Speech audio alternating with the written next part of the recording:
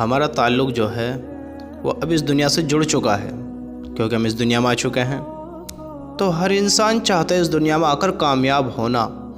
ہر انسان کا ایک مقصد ہے کہ کسی طریقے سے میں اپنی زندگی میں کامیاب ہو جاؤں، کسی بھی طریقے سے۔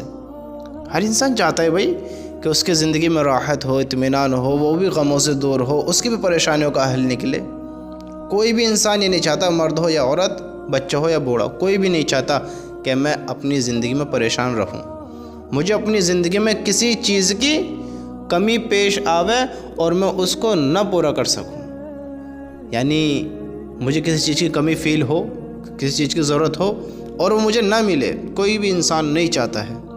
تو میرے دوستو، ہر انسان کا ایک مقصد ہے کہ میں اپنی زندگی میں کیسے کامیاب ہوں۔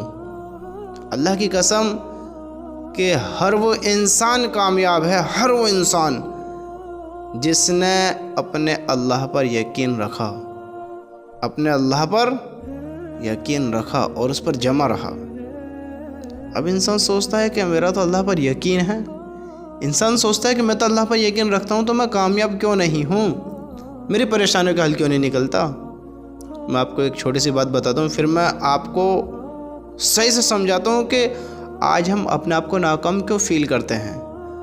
واقعی کہ آج ہمارے پاس مال نہیں ہے، دولت نہیں ہے، آج ہمارے پاس آرام نہیں ہے، گھر مکان نہیں ہے، ہماری تجارت اچھی نہیں ہے، آج ہم اس لیے ناکام ہیں یا کچھ اور وجہ ہے یا کچھ اور بات ہے؟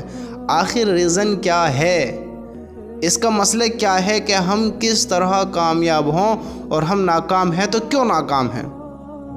ہمیں اس چیز کا علم ہونا بہت زیادہ ضروری ہے کہ انسان اپنا آپ کو ناکام جو سمجھ کر بیٹھا ہے کہ وہ واقعی ناکام ہے، یہ وہ آلس میں بیٹھا ہے کہ وہ کاموں سے الکساتا ہے، دور ہونا چاہتا ہے، کام کرنا نہیں چاہتا ہے، لیکن اپنا آپ کو ناکام سمجھ کر بیٹھا ہے۔ اللہ کے بندے کرے گا جبھی تو ہوگا۔ تو ہم اپنے اندر یہ غور کرنا ہے، یہ دیکھنا ہے کہ میں جو ہوں میں کون سی والی کیٹیگری سے ہوں، آلس والی سے ہوں یا محنت والے سے ہوں، میری زندگی کا اسٹرگل کس چیز پر ہے، کس چیز پر میں فوکس کر اپنا کام کر رہا ہوں، میرا مشن کیا چل رہا ہے، میں واقعی کامیاب ہونا چاہتا ہوں یا میں اپنے آپ کو بھی دھوکہ دے رہا ہوں۔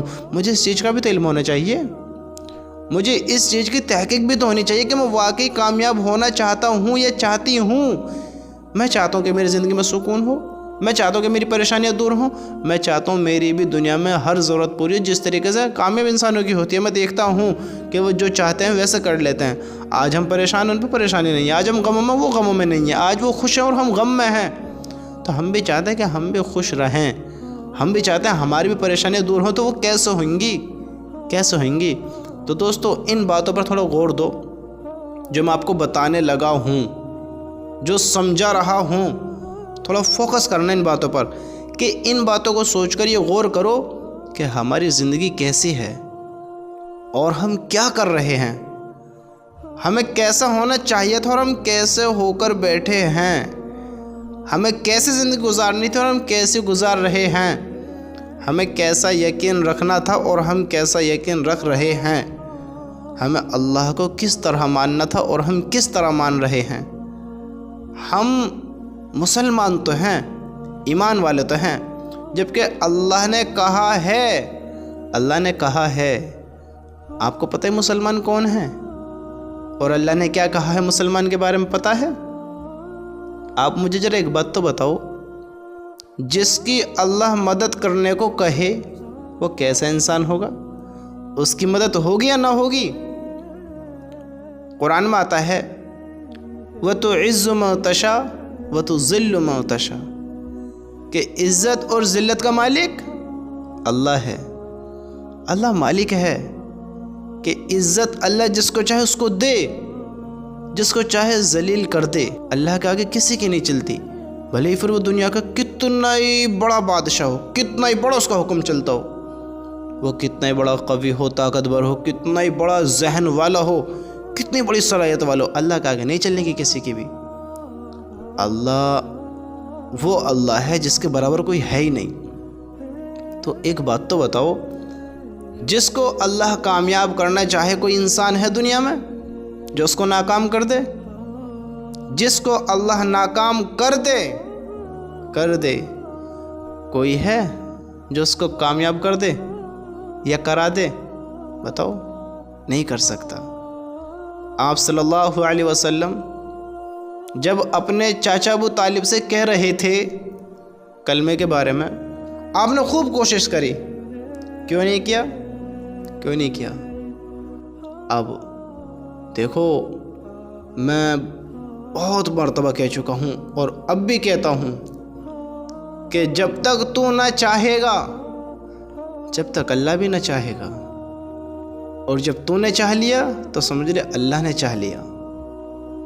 آپ صلی اللہ علیہ وسلم کے چاچا کیا کہہ رہے تھے کہ جب آپ سے کلمے کے بارے میں کہا گیا کہ اے چاچا جان کلمہ پڑھ لو، کل اللہ کے نبی آپ کے سفارشی بن جائیں گے، سفارش کریں گے، تو آپ کے چاچا نے کیا کہا؟ کلمہ تو پڑھ لیں، پھر لوگ کیا کہیں گے کہ موت کے خوف سے کلمہ پڑھ لیا، کہ لوگوں کے تانے کی وجہ سے۔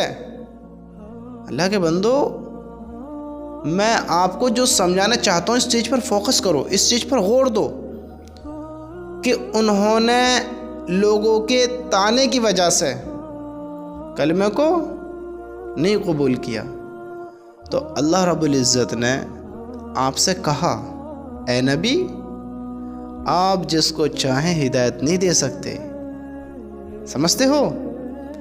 اللہ کے نبی نے خوب کوشش کری جتنا آپ سے ہوا، لیکن اللہ نے کیا کہا؟ آپ ہدایت نہیں دے سکتے۔ ہدایت کا کام کس کا ہے؟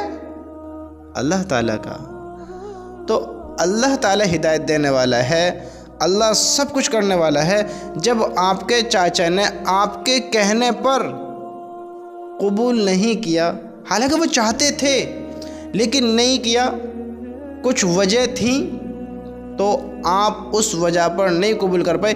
یعنی میں جو اس بات سے آپ کو سمجھانا چاہتا ہوں، وہ سمجھانا یہ چاہتا ہوں کہ کہنے والے اللہ کے رسول آخری پیغمبر، اور سننے والے کون؟ آپ کے چاچا جان، جن سے آپ بہت محبت کرتے تھے، جو آپ کی مدد کرتے تھے، حالانکہ ایمان میں داخل نہیں ہوئے لیکن پھر بھی آپ کو خوب مدد کرتے تھے۔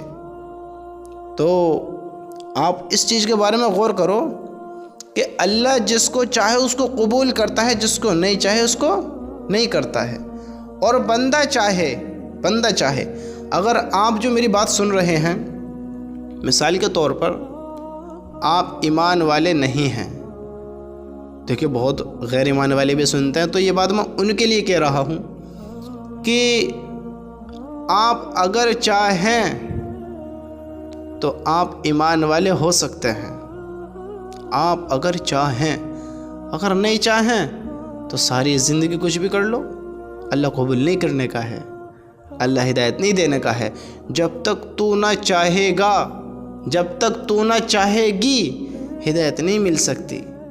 کتنی نیک کام کر لو، کتنی اچھے کام کر لو، کچھ بھی کر لو، لیکن ہدایت نہیں مل سکتی، کیونکہ سب سے پہلے تجھے چاہنا پڑے گا، تجھے سوچنا پڑے گا کہ یہ اسلام ایسا ہے، اللہ حق اور سچ ہے، اللہ کے بارے میں نالج لینی پڑے گی، علم حاصل کرنا پڑے گا کہ اللہ کیسا ہے، اللہ کی کیا قدرت ہے، کیا طاقت ہے، اللہ کا حکم کیسا ہے، اللہ کی کیسی کیسی نعمتیں ہیں، اللہ نے دنیا کیسے بنائی ہے، کیوں بنائی ہے، کس وجہ سے بنائی ہے، کن کے لیے بنائی ہے، اور پھر اس کے بعد جو ایک جہان ہے، ایک اور دنیا ہے، اس کا کیا مقصد ہے، وہ کیسی دنیا ہے، وہاں کون انسان جائیں گے، کیسے جائیں گے، اور وہاں رہنے والے کیسے ہوئیں گے، وہاں کی چیزیں کیسی ہوئیں گی، کیا وہاں بھی دنیا کی طرح ہی ہوگا؟